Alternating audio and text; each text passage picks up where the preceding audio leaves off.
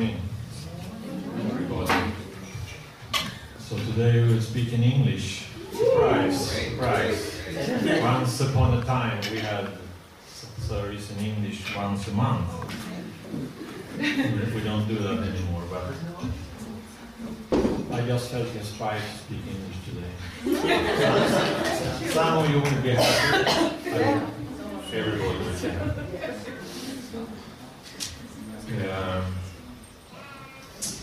Yes, so I want to speak about history, and I just call it history according to the principle. What is it that develops and drives the human history for the world itself? Well, according to the divine principle, we understand that there are mainly two things we need to be clear about. That from the beginning, God had an idea, a plan that He wanted to fulfill.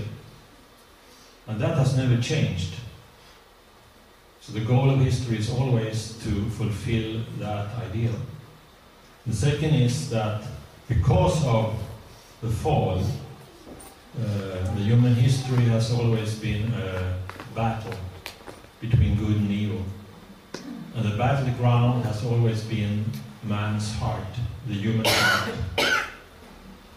So how can history change? How can things move? Well, it depends on man's heart. If man's heart doesn't change, nothing will change. But as history has progressed, man's heart has changed. And that has been the cause of the change of history. So when we study history, and probably you did in school, for example, it's usually about the wars and about the kings and about the power struggles. So these are very, usually quite visible and substantial things, but as we said, there is this hidden dimension of history where the struggle between good and evil is taking part here in the heart of man. So we are caught in that struggle, actually. And we understand there have been certain people, especially central people, who have been involved in this, and when they could overcome, when they could change certain things in their heart, then history took a leap forward, and things started to change, and there was hope again. It's like a new history started. So I want to start by reading a small passage from Divine Principle, the consummation of human history. Historically, many different cultures have come into existence. Through time, however, higher cultures have emerged, centering on rising new religions. Through a process of absorption of the varied and numerous lower cultures by the higher and more universal ones, a consolidation of cultures has taken place. As a result, there are only 4 major cultures remaining: Christian, Muslim, Far Eastern, which is based on Buddhism, Confucianism and Taoism, and Hindu. This convergent flow of history shows the trend towards man's establishing one world culture. The world of one culture centered on God's true love will be realized when all people become brothers and sisters, with God as their parent. Based on this viewpoint, Christianity is the central religion in the work to fulfill God's dispensation for restoration, because Christianity introduced God as the parent of all mankind. And because it has worked to unite the world as one family. As a result of God's dispensational work, man since World War II has become aware of the need for international cooperation and world government. This awareness has given rise to the United Nations and many international commissions and organizations, and concerned with international standards and internal control of everything, from nutrition and food resources, to the use of resources of the seas, from atomic power and ecology to international law, from concern for the welfare of children and disaster aid to world health and world economy and a multitude of others. Economic interdependence and cooperation have developed to such an extent that the well-developed nations are to a degree the marketplaces for the people of the world. Thus we find ourselves living in a world community where the races, nationalities, languages, customs, cultures and products of the world intermingle and harmonize as never before. So this is like the consummation of human history. So we are heading toward that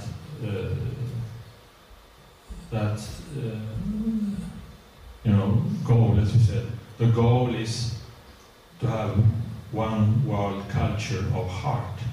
This is the final goal. Then we can think about this. What is it that drives history? And we may look, to what most people may see in the daily life is politics and economy. But actually, before that is culture. We create, as it's said here, there are 4 major cultures in the world today. And each culture is based on a religion. So actually, when you see the flow here, so it starts with something more internal, which is religion, which eventually develops into a culture, which then is affecting the whole society through politics and finally economy. So this is the flow we can see. And we will speak more details about this. I also want to, because when we speak about culture, it's a lot about traditions. We create certain traditions. And I wanted to just read a few passages from Father Moon's biography, which speaks about just this point.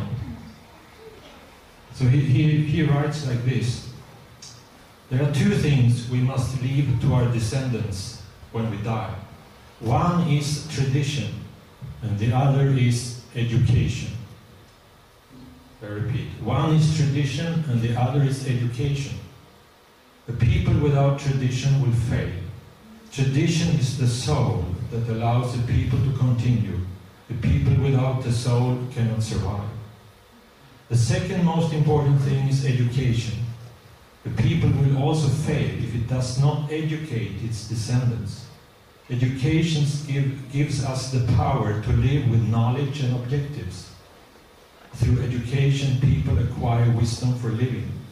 Anyone who cannot read will be ignorant, but once educated, a person will know how to use his wisdom in the world to manage his life.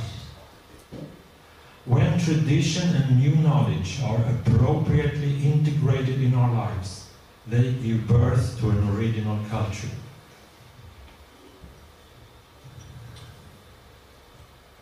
The sentence: when tradition and new knowledge are appropriately integrated in our lives, they give birth to an original culture. Tradition and education are both important, and it is impossible to say which take priority over the other.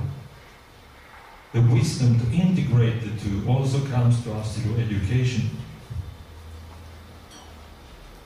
In 1998, the Little Angels visited Pyongyang as the first purely private, non-governmental cultural exchange program and gave 3 performances there. You remember, they went to North Korea.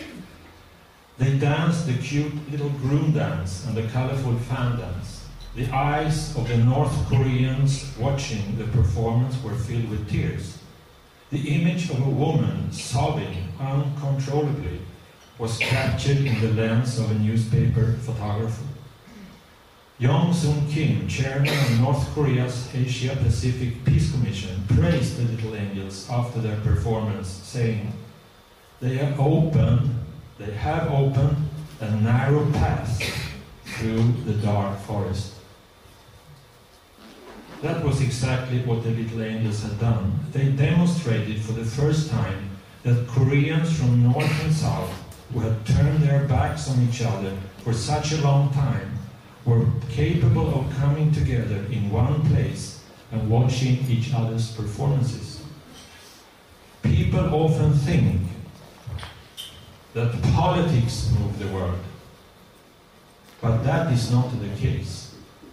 It is culture and art that move the world.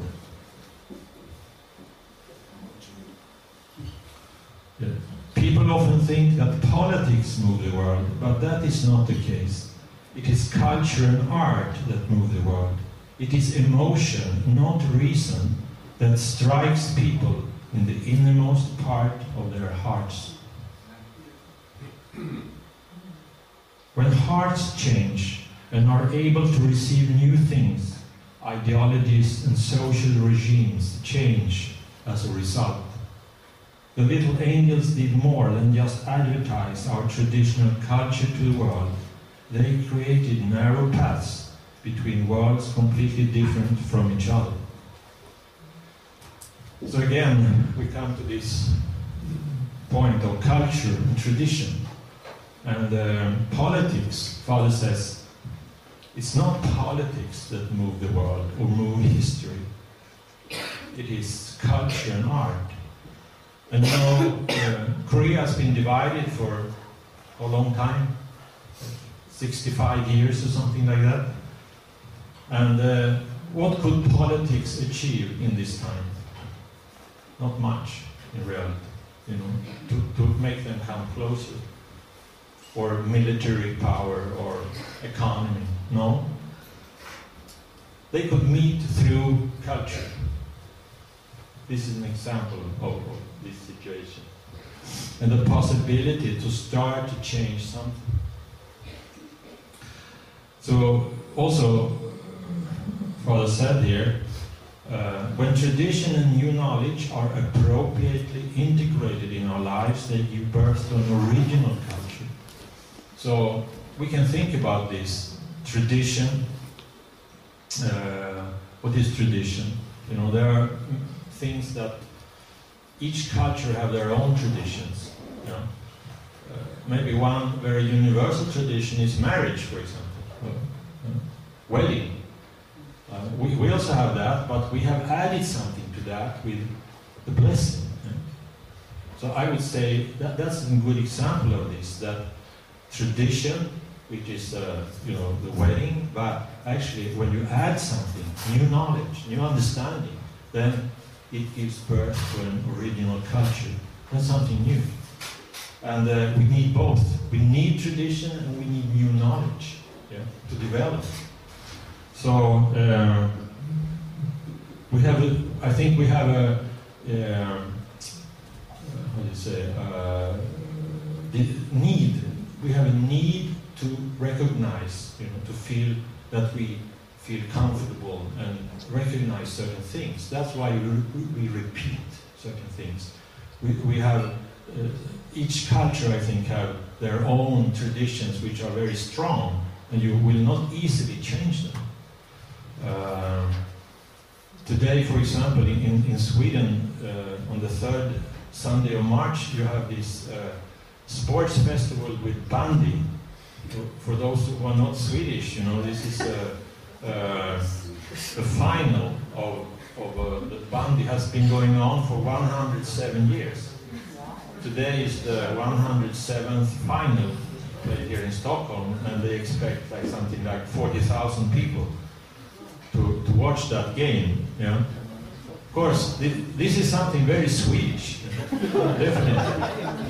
But if you go to other countries, you can go to America, United States of America, and you probably have the, you know, the final of American football, college, just on college level. I think they have like 100,000 people watching such a game. Yeah? Why? Because it's very American, you know. It's really American. It's not something that they imported from somewhere else, but it's purely American. And I would say this with bandy is really Swedish. Yeah? It's something Swedish. And probably you have many other customs and traditions like that. And they feel a certain need, I think, in our lives. Anyway, to continue here, I will speak about some newspaper article I read about a month ago. And this is an American commentator. His name is David Brooks. And he wrote like this. Now we enter into the topic of economy. He said, not long ago, I was at a dinner with the chief executive of a large bank. He had just had to decide whether to pull out of Italy, given the weak economy and the prospect of a future euro crisis. Do you understand? Probably this was a manager of an American bank, and because of, you know, difficulties in economy in Europe, and in this case in Italy, he had to think, what will he do, you know, with this situation? Probably if he continues, his bank will lose money, or certain difficulties will come. So he had his economists project out a series of downside scenarios and calculate what they would mean for his company. It means he asked, you know, the people who work with numbers, you know, with the numbers in his company, to look at the situation and say, this is the worst thing that can happen, for example, according to the numbers. Yeah? Anyway, but in the end, he made his decision on the basis of values. You understand? Even though he got all these numbers, in the end, he made his decision based on values, not on the numbers. His bank had been in Italy for decades. He didn't want Italians to think of the company as a fair weather friend, somebody who just, you know, was moving according to how the situation was or how the weather was. He didn't want people inside the company thinking they would cut and run when times got hard. He decided to stay in Italy and ride out any potential crisis, even with the short-term costs. You understand? So he felt it is more important that our company actually can show that we are reliable, we are trustworthy. It's more important, you know, than if we lose money, or a lot of money. He wasn't oblivious to data in making this decision, but ultimately he was guided by a different way of thinking. And of course he was right to be. Commerce, or economy, depends on trust. People and companies that behave well in tough times earn affection and self-respect that is extremely valuable, even if it is hard to capture in data. So actually, the commentator here, he says, I tell this story because it hints at the strengths and limitation of data analysis. Today, the computers, you know, are gods. We live through the computers, and they give us so much information. Yeah? Actually, to the point that many other institutions that were, you know, we always felt we needed, they are not needed anymore, because you just click on the computer and you get all the information there. But there are certain limitations to it as well. So then he speaks about these limitations. I will not go into that too much. Just, you know, an observation is that, of course, it's difficult to measure social relationships, for example. So you get the numbers as this man got in this case, but in the end he realized, it's not just that. There are more important things actually. So I think it's a good example actually of how the more internal things actually are the ones that decide, not necessarily even you have all these external contents.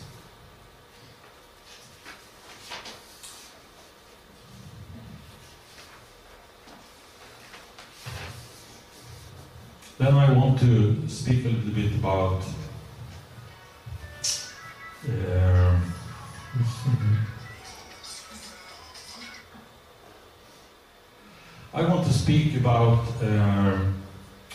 violence in history. And this is a book which I have spoken a little bit about before. It's written by a professor from Harvard, Steven Pinker, and it's called The Better Angels of Our Nature. And the undertitle is Why Violence Has Declined. And then you say, well, we are living in a very violent time. There's a lot of crimes and everything. And then I just show you this one. And then, if you lived in England in the 14th century, and there were 110 homicides, this means murders, people died through violence per 100,000 people. In London, 1950, it was less than 1. So the chance of being killed, was 100 times more if you lived in that time. You understand? Yeah. This is facts. So even if you think we're living in a bad time, it's not true. It has never been a more peaceful time in human history. There are many, many numbers to show this. Not only numbers, though. I will not emphasize the numbers here, just to show you the basic point. The more question is why? Why did this happen? This is more interesting.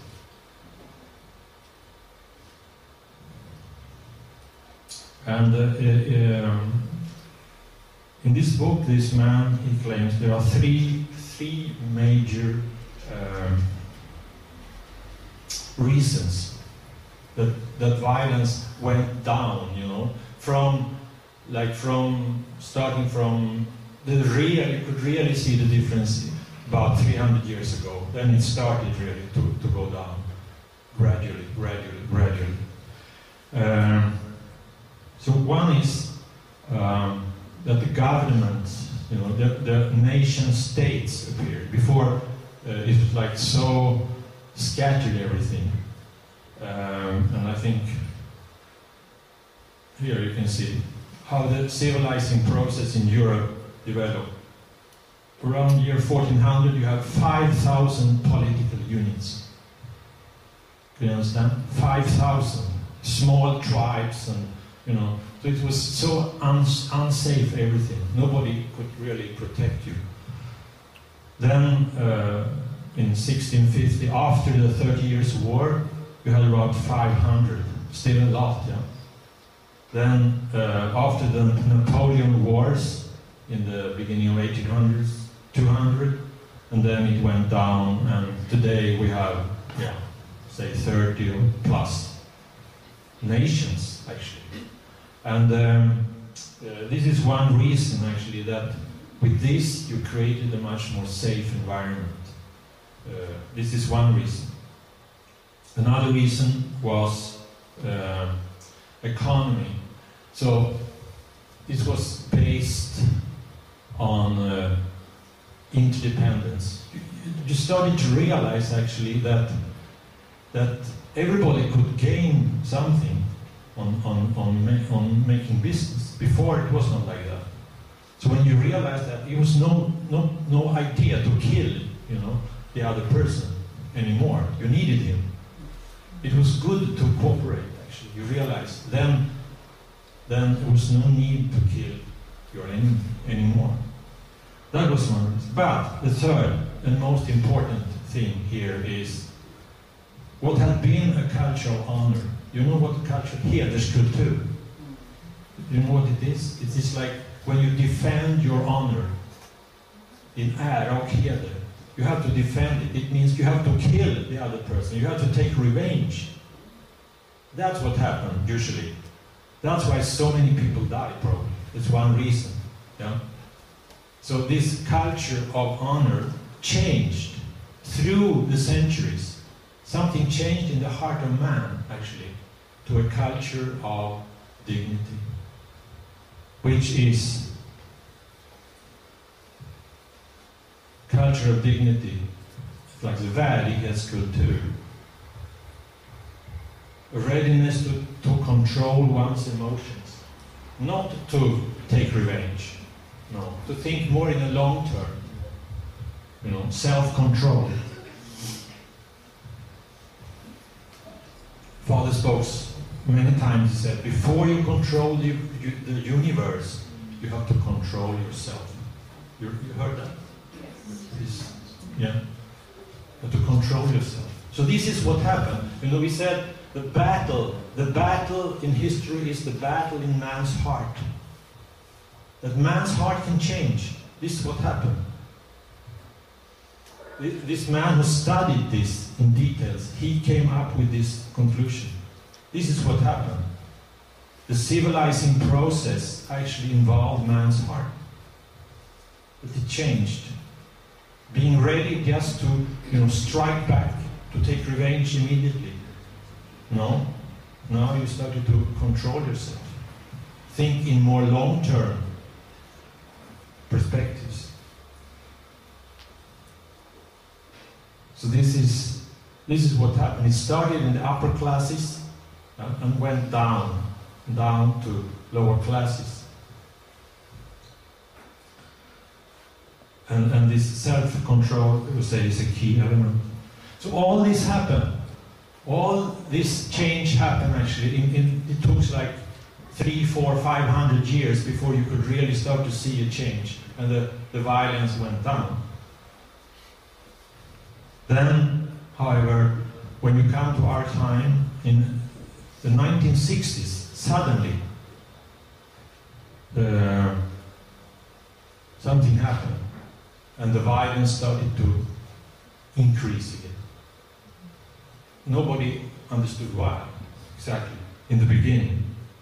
But there were clearly very negative numbers, especially in America, but also in Europe. So this was the beginning of the 60s.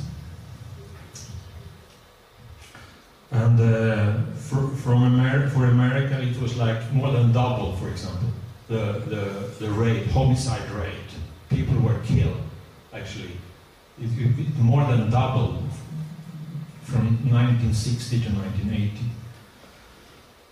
And so this trend actually lasted for 30 years, more or less 30 years. And then, yeah, why? What happened? After going down for so long time, it went up. And then when you come back to this, exactly this civilizing process, they had a flow of, you say, manners and norms, which started, you know, the upper classes first got it, then they educated others, their children and others. So it finally came to, you can say, reach all the societies. But as Western countries became more democratic, you know, the upper classes, which had been like some role model, they became quite questioned. Yeah. And something happened. It's like you can call it an informalizing process. It's like informell process, alltså inleddes. Some process of people started to become more informal. For example, in dress code, how you dressed, for example. If you look back, you know, go back until 1950 or around, how people dressed and how they dress today. Do you think some difference? It's an incredible difference. Those days, everybody had a hat, or they had gloves or ties, or very nice dresses. But it started to change, and people started to wear more casual sportswear, for example. Yeah. And also another thing is in the relationship, how you addressed each other. Very formal way of speaking to each other. Then you started to speak du. In Sweden, du reformen. You. It's not Mr. Persson. No, it's you. And I can tell you, I remember one of my teachers at high school, and he said when he spoke to his mother, he couldn't say du. He said ni. Ni mor. And that's maybe 1914 or something, yeah? And you cannot imagine. I mean, I remember even when it started to change, sometimes when you telephone somebody, you didn't know how to address that person. You became insecure. Should I say di, du, or ni, or it was like awkward situations, It's true. I don't know if you experience. Some of you experience probably this. Nowadays, it's obvious. You just say do. But these things happen, and you can say this leveling, the equalization of this power structure you couldn't be stopped, and in many ways it had to come because John Gugg, this goal, this ideal, in many ways is we have to be brothers and sisters, to care for each other, independent of class or race or nationality. However, you can also see there were some downside because it undermined the prestige of the upper classes. And these classes had actually become less violent. Through the centuries, they had become less violent. So now it's like the reforms in the 1960s, it came from the street, it bubbled up. And things which had been like a foundation for the civilizing process, like we said, what is it? Greater self-control and interdependence, that you really, it's a ömsesidig, vad säger man? Beroende, interdependence, ömsesidigt beroende. These two things actually came under heavy attack from this counterculture we started in the 1960s. So it was more spontaneous, informal, and very, like you say, self-expression.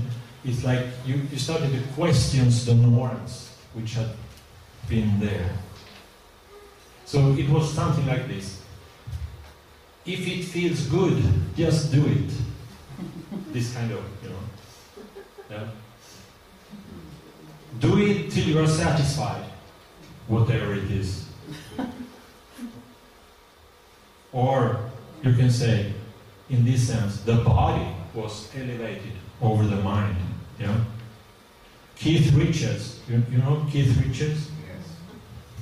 Which band he was in? Rolling Stones. Rolling Stones. Oh. He was in Rolling Stones.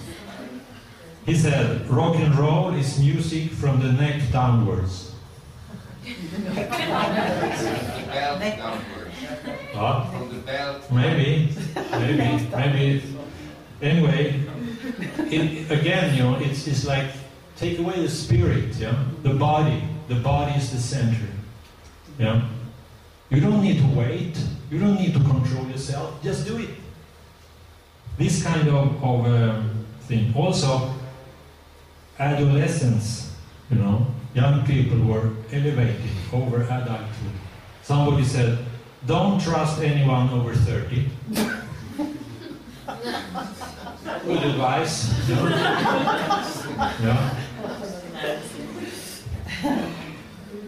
unless you are very young parents, you are in trouble. You know? All these things, you know, became kind of part of the counterculture. Yeah. And another thing, family and marriage was also under attack. And this, of course, we emphasize so much family and marriage and the importance of it, but actually, from this point of view of violence, it is very important, actually, with family and marriage, because it had done a lot to reduce the violence, the male violence. The male violence. Who is more violent? Men or women? Men. No, women. Isn't it? Can you prove to me that men are more violent? More assassins. Yeah, of course, men. It's men. Men are much more violent. So that's why it's so important, actually, to have the men, you know, in a stable relationship. Yeah, in a stable marriage relationship where they can raise children in a safe environment. They will not have time to go out to mess around and kill people, you know, and make and do a lot of crimes. It's true. You can laugh about it, but it is very true. It's absolutely true. So if marriage and family came under attack, this also made more men available for crime. Sorry, that's what happened. So you can say, yeah. So all this happened, and you can see certain norms. That's why something changed again. You know, maybe not so much, but enough that the violence, you know, the rate went up. Then in 1992, so because we will not stop there. It looks very dark, you know. Well, things changed again. And in 1992, something strange happened. This homicide rate. This homicide rate in America suddenly went down by almost 10%. 1992. Suddenly. And it continued to go down and sink for another 7 years. Hitting, it was like, as you saw this in London in 1950, it was less than 1 per 100,000 people. In America it was over more than 10. Then it went down to 5.7. And then it stayed there and it continued to go down until 2006. And then even more down to 4.8 in 2010. So it really went very much down again. And the same thing happened in Canada. And then these two countries, they compared, you know, to make a comparison about Canada and United States are very near to each other, but in some things they are quite different. For example, their policies of criminal justice or economy was quite different, but both of them had this downward trend of violence again. Same with Europe, actually. Europe followed the same pattern. A long-term decline that lasted until 1960s. Then came this upstick in this, when this turbulence came in the 1960s and on, and then went back to this more peaceful homicide rates again. Every major European country showed a decline in violence since 1990s. So again, you know, went on.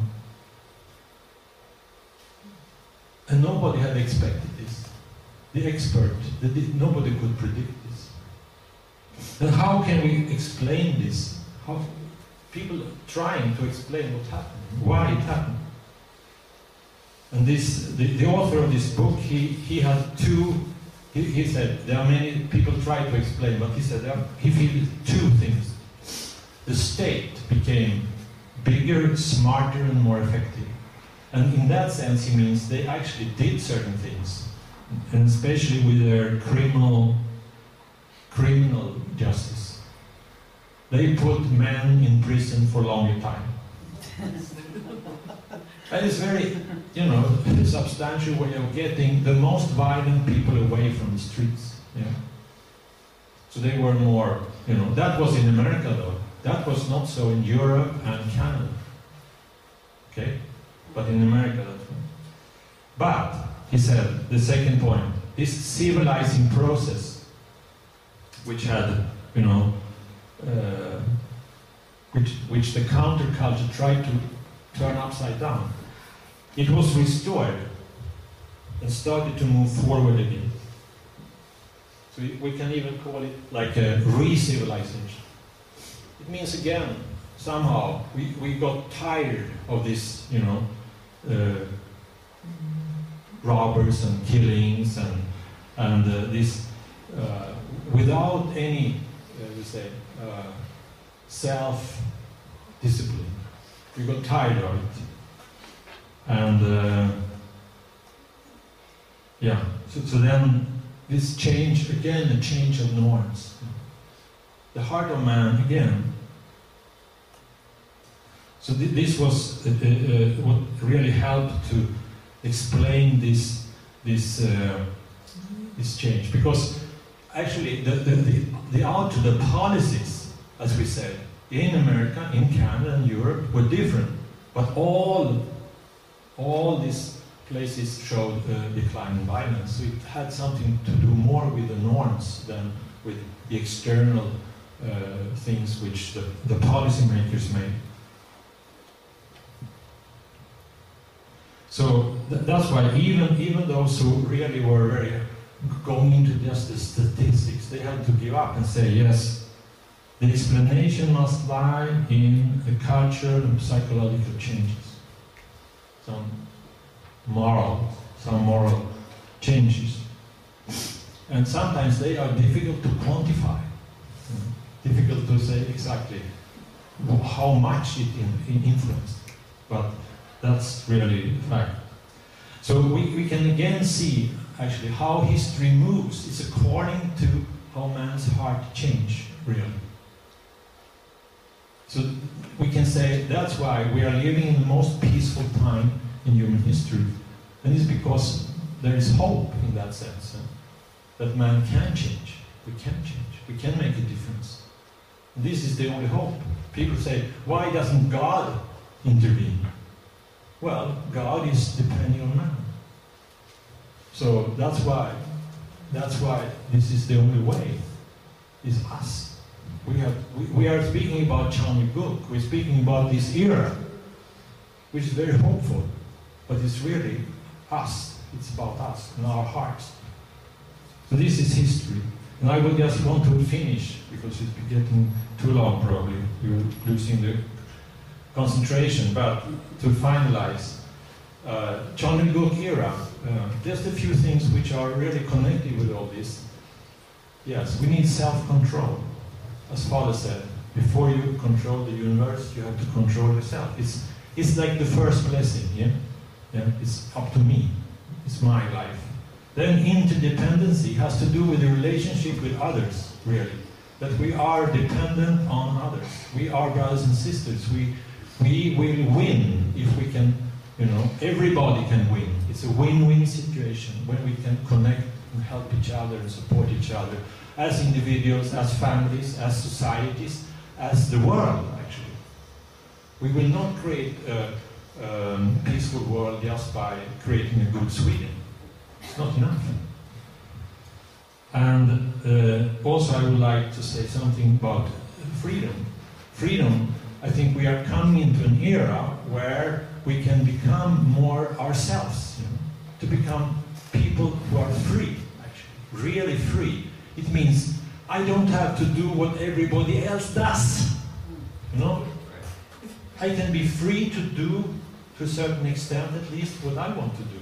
Not because everybody else is doing, I have to follow that. No, it's not like that. To be really find true freedom, where we can be happy. Thank you very much.